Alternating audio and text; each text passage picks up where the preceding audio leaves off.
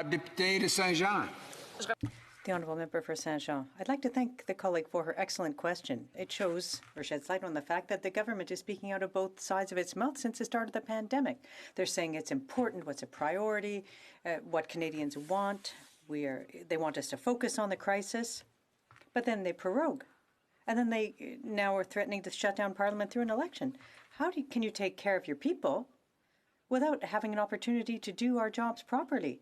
And that doing our job properly means checks and balances. It means holding them accountable. And once again, the government wants to prevent us from doing that. Questions and comments? Virtually. The Honourable Member for Repentigny. Thank you, Mr. Speaker, and I'd like to thank my colleague for her passionate remarks. She taught us a number of things during her speech. We know that during a crisis, a health crisis or other, what's important is confidence. Confidence that people have in their government. For example, there have been economic programs put forth and that maintained a level of confidence with the people. But now the way this government is acting, they've broken this link of confidence. Does the Honourable Member share that opinion? The Honourable Member. Well, what we've seen through all of the scandals that have grown like weeds, that's the case. That confidence, for it to be restored, well, what we need to do is to ensure that there aren't any similar problems in the future. So we need to have scruples, be scrupulous here. We need to look through the government documents to prevent this from happening and to make them feel ashamed of what they've done. But in order to do so, we need to have an opportunity to work at community to shed light on this situation, to ensure that the money and the funding is being well spent. And again by video conference, the Honourable Member for Edmonton West. Thank you, Mr. Speaker. I'm pleased to be splitting my time today with the member from Charlesborough, HoC St. Charles.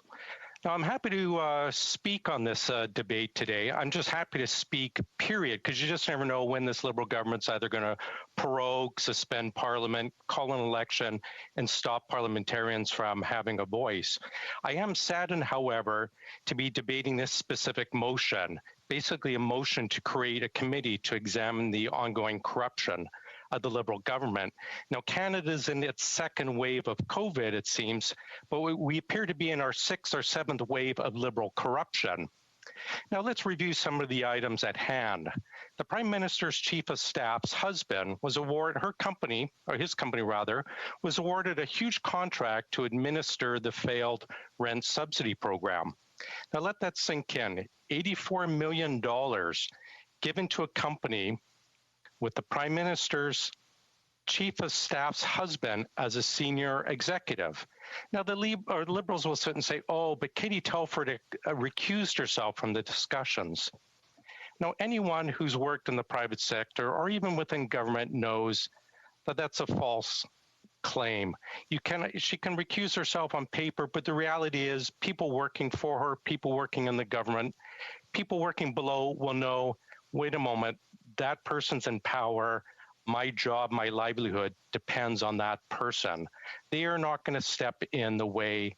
They are going to be influenced by her position. Now, further, her husband repeatedly lobbied former finance minister Murnau's office to make tax changes to the wage subsidy program, changes that would have benefited his company and a few other companies.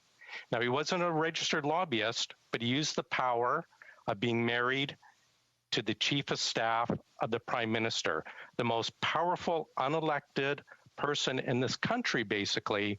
Her husband used that power to lobby the finance minister's office. And this is what they said. Staff of the office said they were very uncomfortable dealing with him because they knew he was Telford's husband.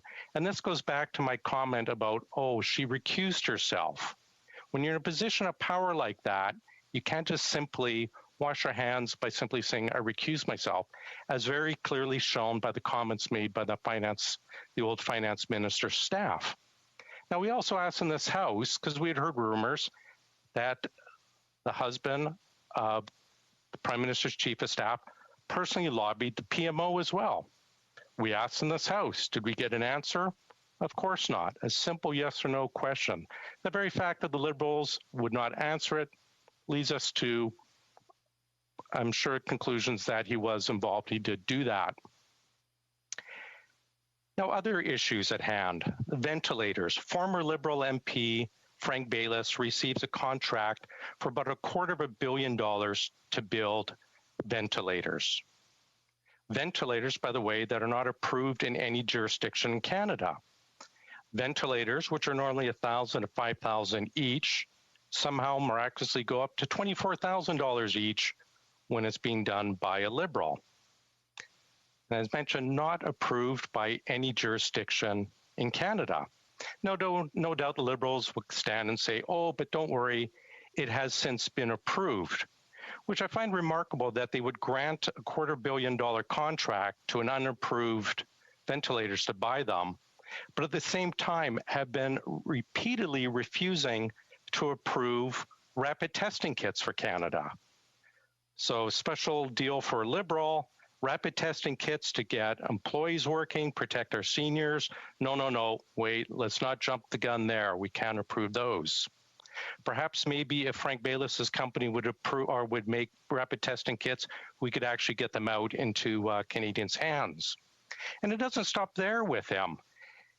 While he was on industry committee, his company bid on a contract for a $400,000 grant. His company received that contract a couple months, about a month and a half after the last election. Now, the Liberals will say, oh, well, don't worry, he wasn't a member of Parliament at the time. But when the contract was made available or posted for tender, Frank Baylis's company bid on the grant while he was on industry committee.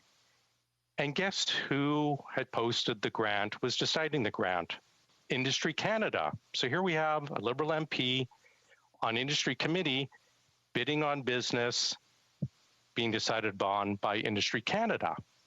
Now, this is the same Liberal MP that would have sat on that committee and voted yay or nay on the estimates for that department, whether he received funding, but is also the exact same Liberal MP who berated government employees about not making enough federal money available for research grants, the same grant his company eventually got.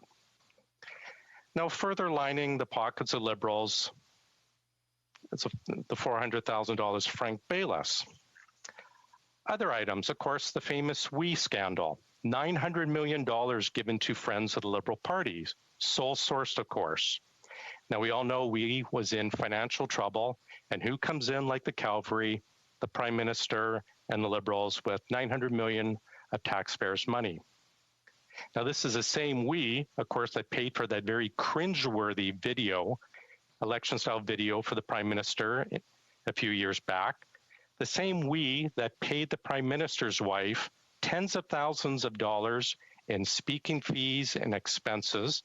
The same WE that paid the Prime Minister's brother tens of thousands of dollars to appear. The same WE that paid well over $100,000 to the Prime Minister's wife. Over $500,000 of fees paid out to the Prime Minister's family. The same WE that gave a free vacation, violating, of course, ethics rules, for the former finance minister. $40,000, and of course, Bill Murno said, oops, I forgot, I guess I didn't see the invoice. Maybe it was sitting at my French villa and got around to it later. And of course, the same WE that employed the finance minister's daughter. Keeping in mind, of course, that the former finance minister and the Prime Minister were at the cabinet when this money was approved. And of course, it's the same WE that gave nonstop promotional appearances to the Prime Minister. And of course, now we also have the Liberals spending over 20 hours in various committees blocking the release of documents regarding the WE scandal. And I have to ask, what is about the Prime Minister and his government that leads to such non-stop corruption?